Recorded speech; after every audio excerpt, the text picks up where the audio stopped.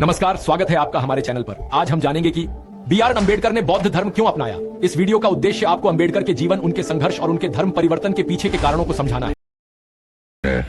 मैं बौद्ध धर्म स्वीकार करके देश को एक महान भेंट दे रहा हूँ। ये धर्म भारतीय संस्कृति का अटूट हिस्सा है। लेकिन तब आप अछूतों के लिए मिले हुए आरक्षण और सुविधाओं से वंचित नहीं हो जाएंगे। क्या ब्राह्मण इन आरक्षणों के बदले में अछूत होने के लिए तैयार हैं? हिंदू धर्म क्यों छोड़ रहे हैं आप? आप अपने बाप दादाओं से क्यों नहीं पूछते ये सवाल?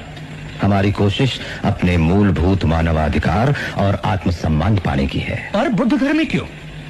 क्योंकि बुद्ध का धर्म नैतिकता और आचार नियमों पर आधारित है। इसमें कोई जाति प्रथा नहीं।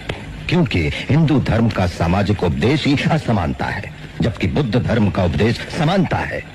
क्योंकि बुद्ध के उपदेश आधुनिक, बुद्धि संगत और सदा समकालीन है, कोई कट्टरपन नहीं।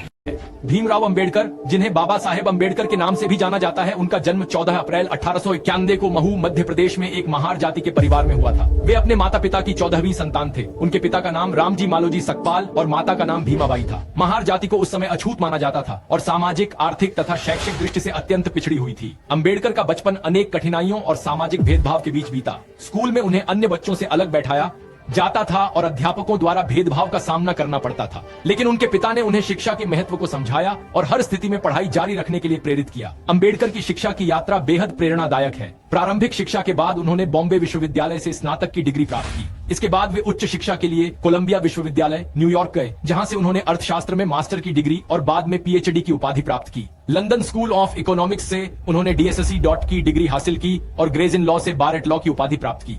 विदेश में शिक्षा पूरी करने के बाद अंबेडकर भारत लौटे और समाज सुधार के कार्यों में जुट गए। उन्होंने दलितों के अधिकारों के लिए संघर्ष किया और कई आंदोलन चलाए। 1937 में उन्होंने मनुस्मृति का सार्वजनिक रूप से दहन किया, जो जाति व्यवस्था का प्रतीक मानी जाती थी। अंबेडकर की सबसे बड़ी उपलब्धियों में से एक भारतीय संविधान का निर्माण है। 1947 में जब भारत स्वतंत्र हुआ तो अंबेडकर को संविधान मसौदा समिति का अध्यक्ष नियुक्त किया गया। उन्होंने भारतीय संविधान का प्रारूप तैयार किया, जो विश्व के सबसे विस्तृत और समावेशी संविधानों में से एक माना जाता है। उनका जीवन जातिगत भेदभाव और सामाजिक असमानता के खिलाफ एक निरंतर संघर्ष का प्रतीक है।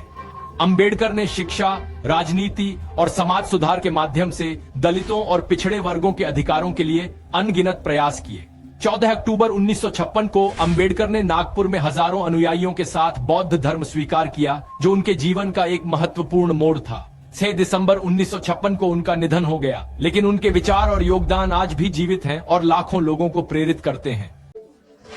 हिंदू धर्म में प्रचलित जाति व्यवस्था ने अंबेडकर को गहरे स्तर पर प्रभावित किया। उन्होंने महसूस किया कि जाति व्यवस्था दलितों के लिए अपमानजनक और असहनीय थी। भीमराव अंबेडकर ने अपने जीवन के शुरुआती दौर से ही हिंदू धर्म में प्रचलित जाति व्यवस्था का कड़वा अनुभव किया। जाति व्यवस्था ने भारतीय समाज को विभाजित कर रखा था और अंबेडकर, जो एक महार जाति के थे, को अछूत माना जाता था। उन्हें समाज के हर क्षेत्र में भेदभाव और अपमान सहना पड़ा। हिंदू धर्म की जाति व्यवस्था 4 वर्णों पर आधारित थी: ब्राह्मण, क्षत्रिय, वैश्य और शूद्र। इसके अतिरिक्त एक बड़ी आबादी, जिसे अछूत कहा जाता था, को इस प्रणाली से बाहर रखा गया था। अछूतों को समाज के सबसे निचले पायदान पर रखा गया और उन्हें शिक्षा, मंदिरों में प्रवेश और सार्वजनिक स्थलों पर पानी पीने जैसे बुनियादी अधिकारों से वंचित किया गया। अंबेडकर ने हिंदू धर्म में सुधार की कोशिश की, लेकिन उन्हें लगातार असफलता मिली। उन्होंने देखा कि ब्राह्मणवादी समाज और हिंदू धर्म के ठेकेदार जाति व्यवस्था को बनाए रखने में रुचि रखते हैं और दलितों की स्थिति में सुधार की कोई वास्तविक इच्छा नहीं है। अंबेडकर ने कई मौकों पर हिंदू धर्म की कठोर आलोचना की। उन्होंने कहा कि जाति व्यवस्था एक ऐसा कूड़ा है जो समाज को अंदर से खोखला कर रहा है। अंबेडकर ने महसूस किया कि जब तक जाति व्यवस्था समाप्त नहीं होती, तब तक समाज में समानता और न्याय स्थापित नहीं हो सकता।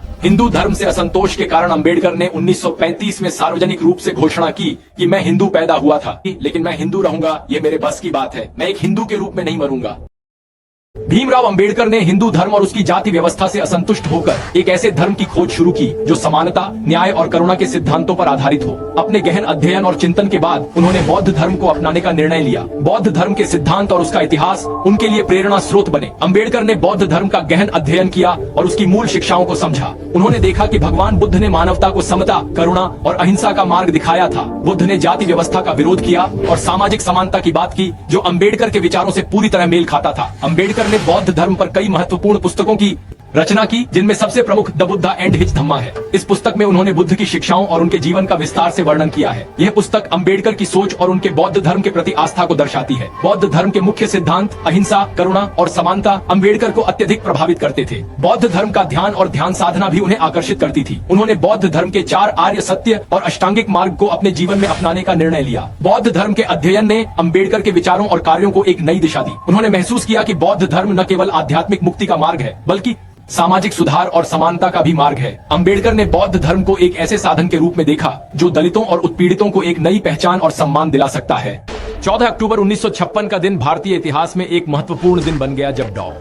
अंबेडकर ने अपने हजारों अनुयायियों के साथ नागपुर में बौद्ध धर्म स्वीकार किया। इस दिन का महत्व इसलिए भी बढ़ जाता है क्योंकि यह जाति विहीन समाज की दिशा में एक महत्वपूर्ण कदम था। अंबेडकर ने बौद्ध धर्म को अपनाकर न केवल अपने जीवन को एक नई दिशा दी, बल्कि अपने अनुयायियों को भी समानता और न्याय का मार्ग दिखाया।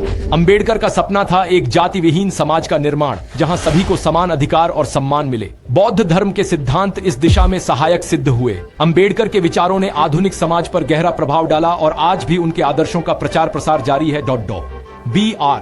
अंबेडकर का बौद्ध धर्म स्वीकार करना न केवल उनके जीवन का महत्वपूर्ण मोड़ था, बल्कि यह भारतीय समाज में भी एक महत्वपूर्ण बदलाव का प्रतीक बना। उनकी यात्रा हमें समानता, न्याय और करुणा की दिशा में आगे बढ़ने की प्रेरणा देती है। आशा है कि इस वीडियो ने आपको अंबेडकर के जीवन और उनके धर्म परिवर्तन के पीछे के कारणों को समझने में मदद की होगी। धन्यवाद।